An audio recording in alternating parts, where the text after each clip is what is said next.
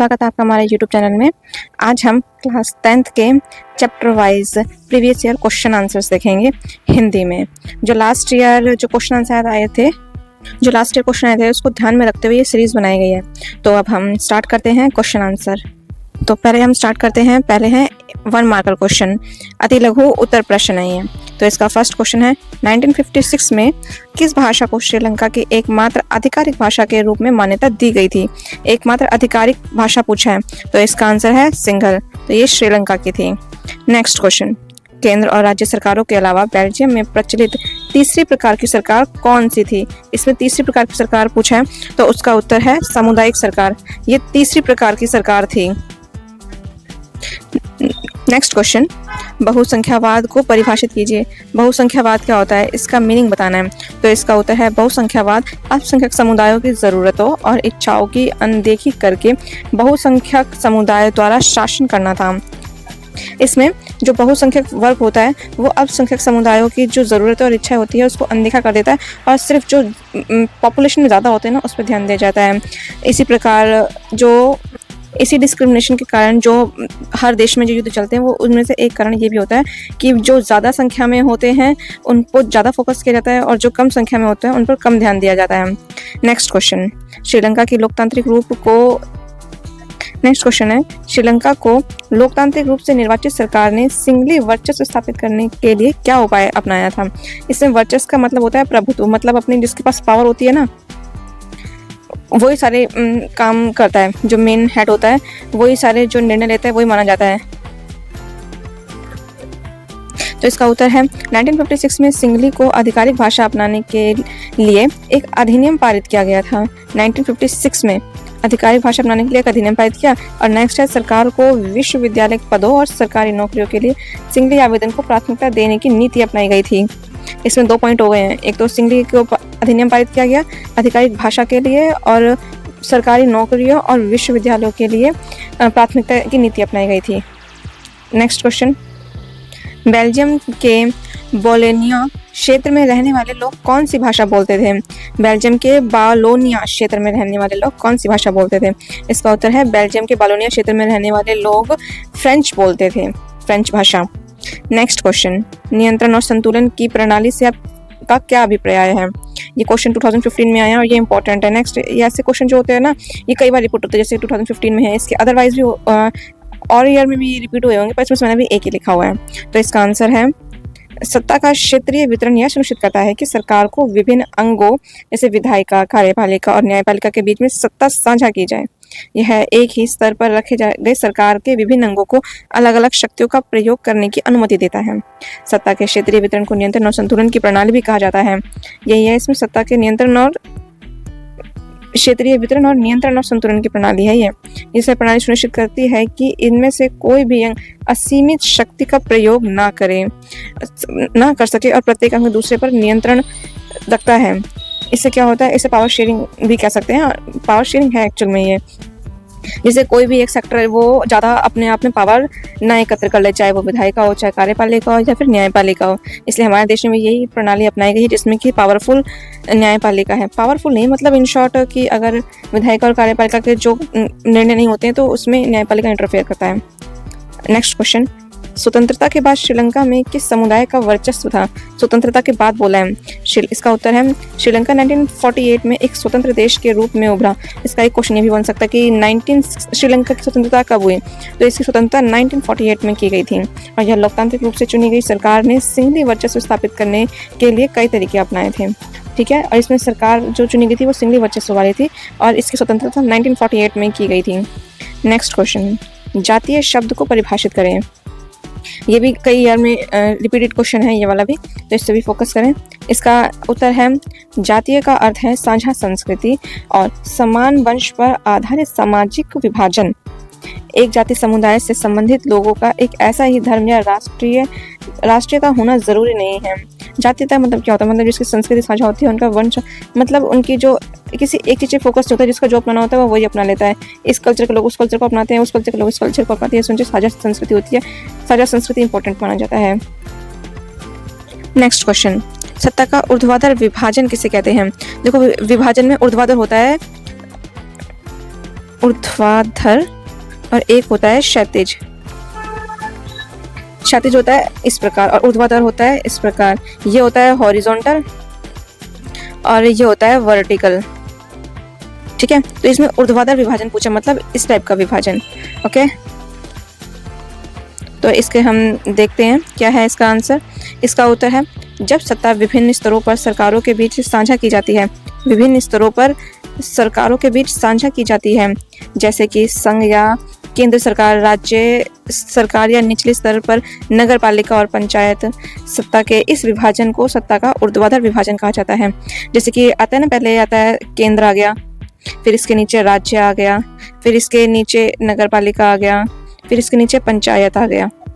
इस प्रकार ये ऊर्ध्वाधर विभाजन है। ठीक है, इसे बोलते हैं ऊर्ध्वाधर विभाजन।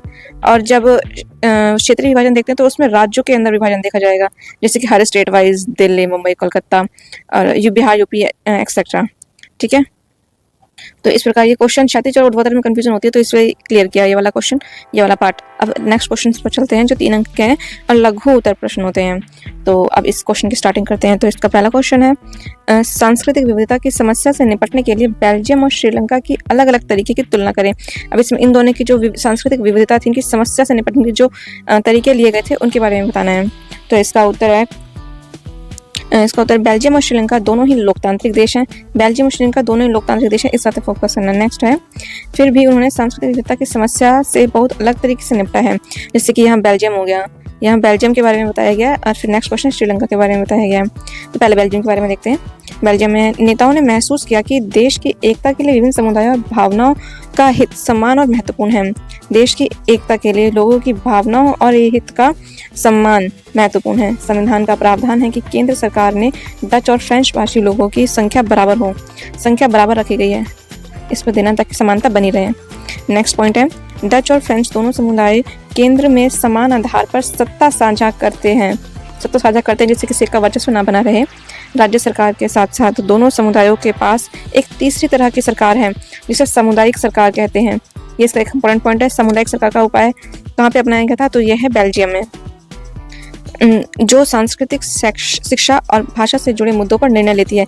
इसका मेनली काम क्या था, इन 3 टॉपिक पर अपने निर्णय देना, जिससे अगर कोई भी मतभेद होता है तो इस सरकार का निर्णय मान्य होगा।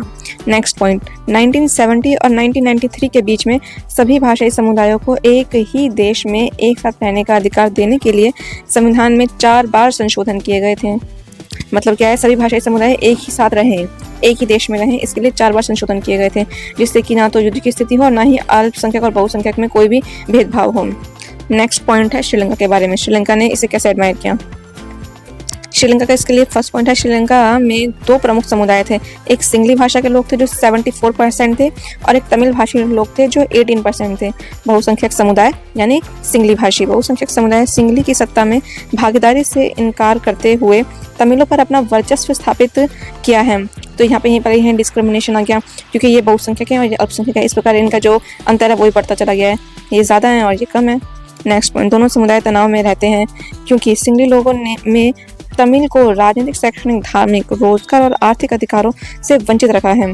सिंगली लोगों ने, क्योंकि उन्हें पता है कि उनकी संख्या ज़्यादा है और तमिल कुछ ज़्यादा कर भी नहीं पाएंगे, इसलिए उन्होंने अपना वर्चस्व बनाए रखा है, जिसके कारण गृह युद्ध की स्थिति बन गई। तो जब कहीं पे भी कई डिस्क्रिमिनेशन होता है तो उसका लास्ट में एक मेन पॉइंट निकलता है, गृह युद्ध की स्थिति बन गई थी। नेक्स्ट पॉइंट है 1956 में सरकार ने एक अधिनियम पारित कर सिंगली को एकमात्र आधिकारिक भाषा के रूप में मान्यता दे दी। इस प्रकार तमिल को नजरअंदाज कर दिया गया। तो इसका क्या 2-3 मेन कारण अल्पसंख्यक थे, एक इनकी बात सुनने के लिए कोई इनका में भी लीडर नहीं था और इस प्रकार सिंगली को एकमात्र भाषा बनाया गया। ये जो है जबरदस्ती तमिलों पर थोपी गई एक भाषा थी, जिससे कि वह रोजगार हर क्षेत्र में पिछड़ते जाएं और वह अन्यथा सिंगली का वर्चस्व बना रहे। नेक्स्ट क्वेश्चन है, आप इस कथन से कितना सहमत हैं कि सत्ता का बंटवारा लोकतंत्र की भावना के अनुरूप है। ये क्वेश्चन 2012 में आया और उसके बारे में कई बार रिपीट किया गया, पर इसका पैटर्न बदल गया था। तो फिर इसको देखते हैं। इसका आंसर है लोकतंत्र में सत्ता का बंटवारा वांछनीय है क्योंकि सामाजिक समूहों के बीच में संघर्ष की संभावना को कम करने में मदद करता है। जो यह सत्ता का बंटवारा है इसमें वांछनीय होता है। इसका मतलब क्या है कि जो अगर सत्ता का बंटवारा इक्वल होएगा तो फिर जो इसमें संघर्ष की संभावना होती है वो एकदम मिनिमम हो जाती है।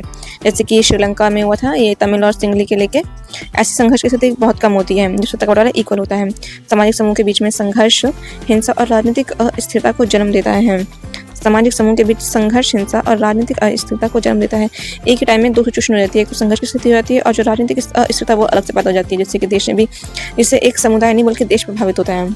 सत्ता का बंटवारा राजनीतिक व्यवस्था की स्थिरता सुनिश्चित करने के लिए एक अच्छा तरीका है। अगर सत्ता का बंटवारा इक्वल होता है तो इससे लोगों के बीच में और सरकार के बीच में स्थिति सामान्य रहती है और लोगों को भी उनके हक मिलते हैं। नेक्स्ट पॉइंट है बहुसंख्यक समुदायों की इच्छा को दूसरों पर थोपना लंबे समय में राष्ट्र की एकता को कमजोर करता है, जैसे कि सिंगलियों ने किया था। सिंगलियों ने क्या किया था, वो तो अपनी सिंगली भाषा को तमिलों को थोप दिया था। इससे क्या होता है, राष्ट्र की एकता ज़्यादा देर तक टिकी नहीं रह सकती है।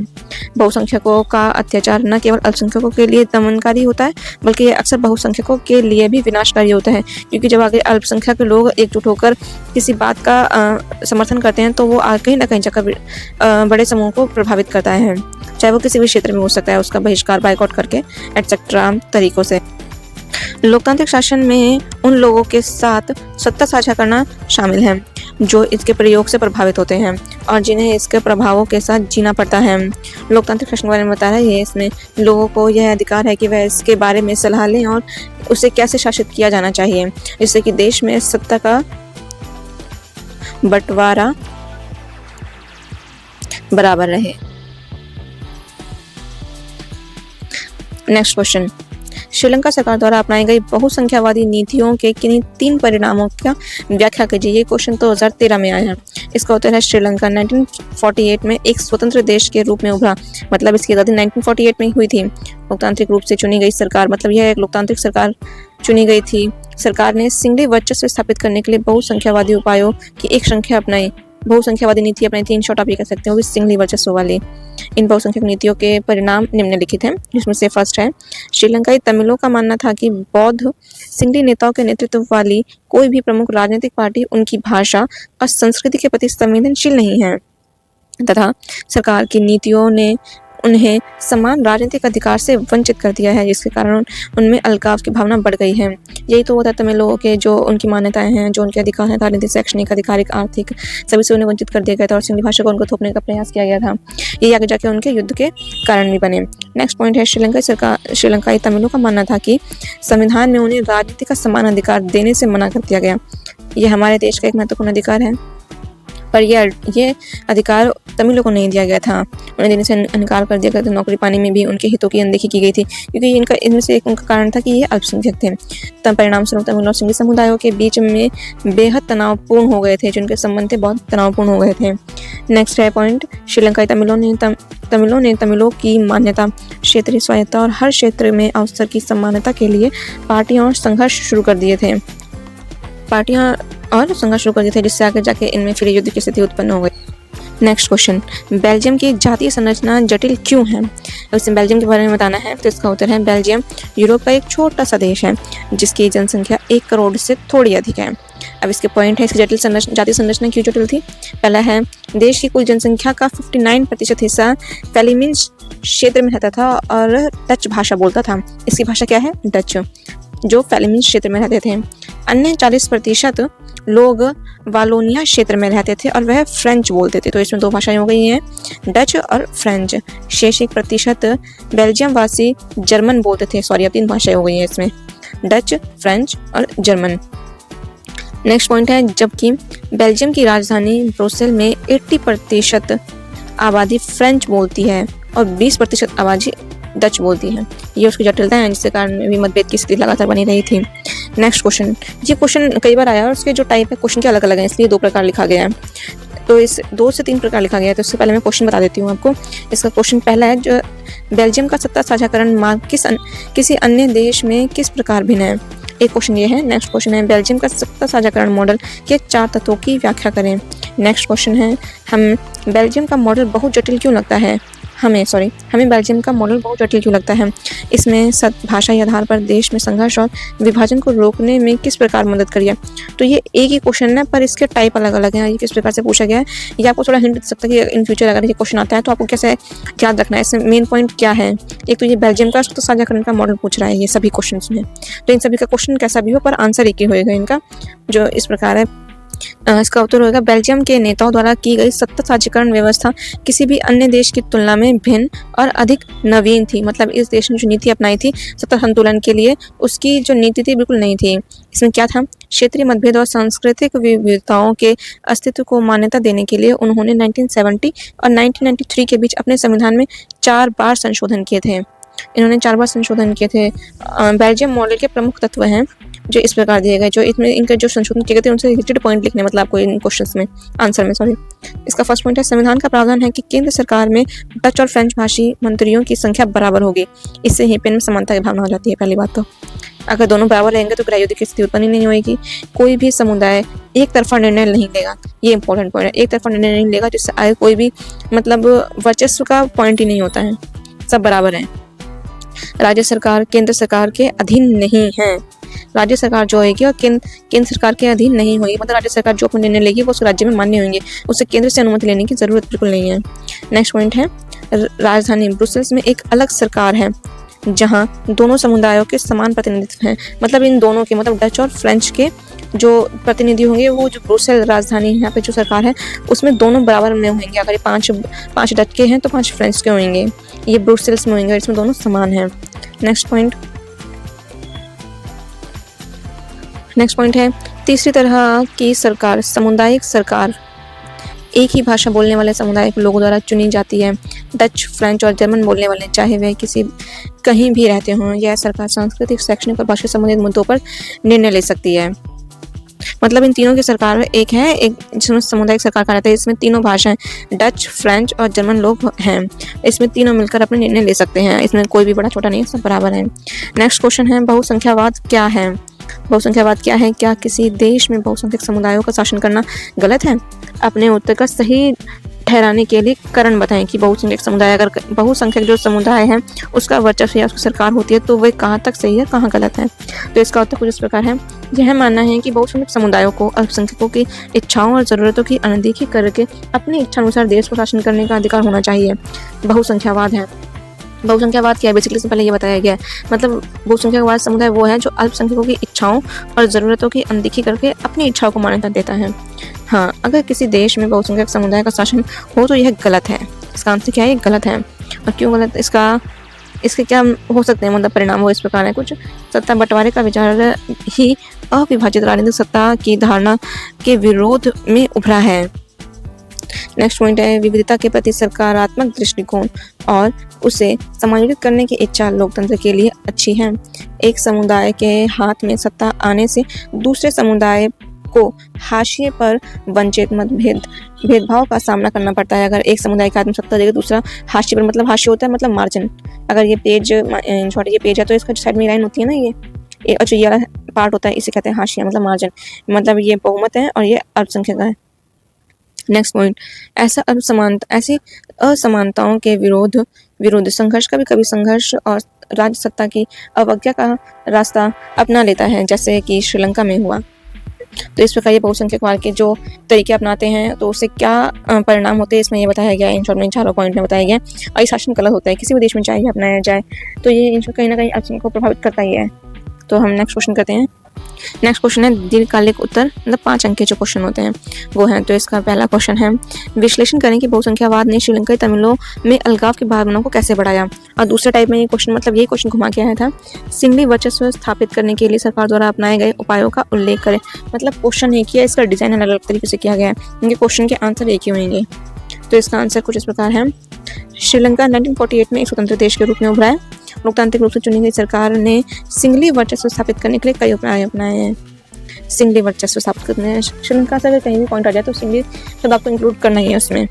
तो इसका फर्स्ट पॉइंट है 1956 में सिंगली को आधिकारिक भाषा बनाने के लिए अधिनियम पारित किया गया था। आधिकारिक भाषा अधिनियम पारित किया गया था। सरकार ने विश्वविद्यालय पदों और सरकारी नौकरियों के लिए सिंगली आवेदन को प्राथमिकता दी थी।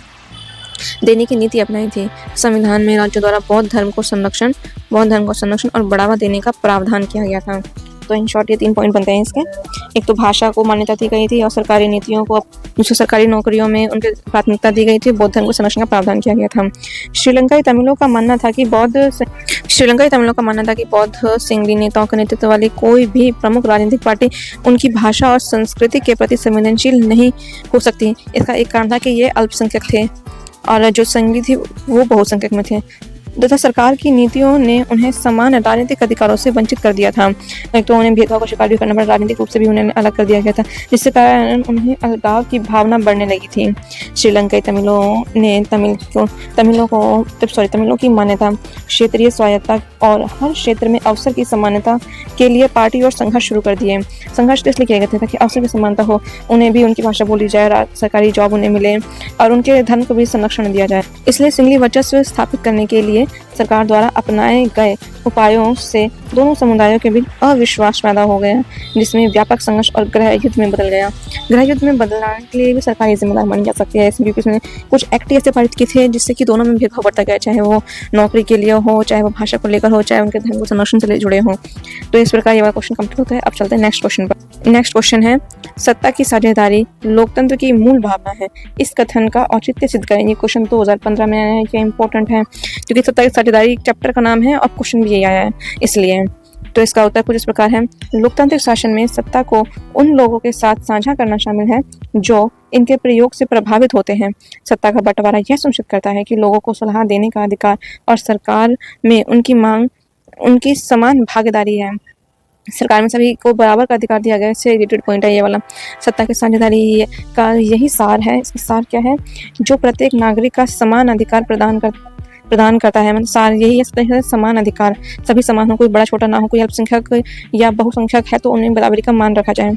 सत्ता का बंटवारा यह सुनिश्चित करता है कि विविधता के प्रति सम्मान और साथ रहने की इच्छा देश के विभिन्न समुदायों के बीच एक साझा आदर्श बन जाए। साझा आदर्श के रूप में इसे बनाया गया है ताकि समुदाय के बीच सत्ता साझा रहे। नेक्स्ट पॉइंट, विवेकपूर्ण तर्क इस बात पर बल देता है कि सत्ता की साझेदारी और सामाजिक समूहों के बीच किसी भी संघर्ष की संभावना को कम करने में मदद करती है। जहाँ पे सत्ता की साझेदारी होगी वहाँ पर जो संघर्ष है वो कम से कम होंगे, क्योंकि लोगों को जब भेदभाव ही नहीं होगा तो संघर्ष तो होने का कोई कारण ही नहीं है और बेहतर परिणाम सामने आएंगे। जिससे बेहतर परिणाम में क्या हो सकता है? देश का परिणाम होएगा, शिक्षा विकास होएगी, देश में मतलब आर्थिक स्थिति अच्छी होएगी। मतलब हर सेक्टर में जब मतभेद ही नहीं होंगे तो देश तो विकास करेगा ऑटोमेटिकली। नेक्स्ट पॉइंट है, सत्ता की साझेदारी राष्ट्र की एकता के माध्यम से राजनीतिक व्यवस्था की स्थिरता सुनिश्चित करने का एक अच्छा तरीका है। जो साझेदारी रहेगी तो राष्ट्र की एकता ही बनी रहेगी। नेक्स्ट क्वेश्चन और ये लास्ट क्वेश्चन है। इससे पहले कि ये क्वेश्चन चले आपसे बता दें कि हमारे लास्ट क्वेश्चन है, इसमें बताएंगे कि भारत में सत्ता के बंटवारे के ऊर्ध्वाधर और क्षैतिज रूपों का वर्णन करें। ऊर्ध्वाधर इस प्रकार, क्षैतिज कुछ इस प्रकार। ठीक है, और हमारे चैनल को लाइक सब्सक्राइब करें। अगर आपको ये वीडियो पसंद आती है तो इसको शेयर करें। इसका आंसर है सत्ता का ऊर्ध्वाधर वितरण। सत्ता को विभिन्न स्तरों पर सरकारों के बीच साझा किया जाता है। पूरे देश के लिए एक सामान्य सरकार और प्रांतीय या क्षेत्रीय स्तर पर सरकारों के संघीय स्वरूप है। संघीय स्वरूप मेन है। सरकार के बीच में जब साझा किए जाते हैं शक्तियों को तो वो संघीय रूप में आता है। जब सरकार का बंटवारा विभिन्न स्तरों पर सरकारों के बीच होता है, जैसे कि संघ और राज्य सरकार और निचले स्तर पर नगर पालिका और पंचायत सत्ता के इस विभाजन को सत्ता का ऊर्ध्वाधर विभाजन कहा जाता है। ऊर्ध्वाधर कैसे है? ये संघ, फिर राज्य है, राज्य के नीचे नगर पालिका आ जाती है, फिर इसके नीचे पंचायत आ जाती है, ये लास्ट स्टेज होता है। तो इस प्रकार शक्तियाँ बांटी जाती हैं। संघ जो होता है वो राज्य को देता है, राज्य नगर को देता है, नगर पंचायत को देती है अधिकार और शक्तियाँ। सरकार के उच्च और निम्न स्तरों को शामिल करने वाली सत्ता के इस संघीय विभाजन को सत्ता का ऊर्ध्वाधर विभाजन भी कहा जाता है। ठीक है, सत्ता का ऊर्ध्वाधर विभाजन है जब शक्तियाँ ऊपर से नीचे की तरफ से आती है और टॉप टू डाउन जाती हैं, तो ये ऊर्ध्वाधर विभाजन होता है। इसका एग्जाम्पल या उदाहरण है 1993 में बेल्जियम के संविधान में एक महत्वपूर्ण परिवर्तन यह था कि क्षेत्रीय सरकार को संवैधानिक शक्तियां दी गई थीं और अब केंद्र सरकार पर निर्भर नहीं थी। और इस प्रकार बेल्जियम एकात्मकता से संघीय शासन प्रणाली में बदल गई। एकात्मकता जब शक्ति किसी एक के हाथ में रहती है, एक ही डोमिनेट करता है, और संघीय मतलब शक्तियां बटी हुई रहती हैं, अलग अलग स्तर पर होती हैं, तो इसे कहते हैं संघीय शक्तियाँ। अब सत्ता का क्षेत्रीय विभाजन देखते हैं। सत्ता का क्षेत्रीय वितरण। सत्ता सरकार के विभिन्न अंगों जैसे कि विधायिका, कार्यपालिका, नगरपालिका के बीच साझा की जाती है। ये सत्ता के क्षैतिज वितरण होता है, मतलब शक्तियाँ, मतलब जैसे भारत है अब उसी के सत्ता का क्षैतिज वितरण। सत्ता सरकार के विभिन्न अंगों जैसे विधायिका, कार्यपालिका, न्यायपालिका के बीच साझा की जाती है। ये सत्ता का क्षैतिज वितरण है। यह एक ही स्तर पर रखे गए सरकार के विभिन्न अंगों का अलग अलग शक्तियों के प्रयोग करने की अनुमति देती है। लोकतंत्र में मंत्री और सरकारी अधिकारी सत्ता का प्रयोग करते हैं। वे संसद या राज्य विधानसभाओं के प्रति उत्तरदायी होते हैं। कार्यपालिका द्वारा नियुक्त न्यायाधीश कार्यपालिका के कामकाज या विधायिका द्वारा बनाए गए कानूनों की जांच करता है। सत्ता का क्षैतिज वितरण को नियंत्रण और संतुलन की प्रणाली भी कहा जाता है। इन शॉर्ट इसमें ये कहा गया क्षैतिज वितरण जो होता है वह एक ही देश के अंदर, मतलब एक ही स्टेज पर। क्षैतिज वितरण वो है जिसमें शक्तियाँ ऊपर से नीचे नहीं होकर, मतलब एक ही स्तर से अलग अलग जगह पर डिस्ट्रीब्यूट की जाती है। जैसे कि भारत में केंद्र राज्यों के अंदर शक्तियाँ बंटवारा करते हैं, उसे क्षैतिज वितरण कहते हैं। इसके उदाहरण है भारत में न्यायपालिका को स्वतंत्र दर्जा प्राप्त है। सर्वोच्च न्यायालय न्याय का सर्वोच्च न्यायालय है। संसद विधायिक निकाय है जहाँ देश को नियंत्रण करने वाले कानून बनाए जाते हैं, और कार्यपालिका क्रियान्वयन निकाय है। इस प्रकार जो 3 स्टेज हैं, एक तो न्यायपालिका है, एक कार्यपालिका है, एक विधायपालिका है। ये शक्ति बनाता है, ये उसको लागू करता है, और उसमें जो अड़चन आती है वो उसका ये समाधान करता है। इस प्रकार ये है क्षैतिज के एग्जाम्पल। तो इस प्रकार क्लास 10th के चैप्टर 1 के जो क्वेश्चन आए थे वह सारे यही हैं। आप इसी प्रकार से इन क्वेश्चनों की हेल्प ले सकते हैं। हम आपके लिए इसी प्रकार की और वीडियो लाते रहेंगे। तो हमारे चैनल को लाइक सब्सक्राइब करें। Thank you.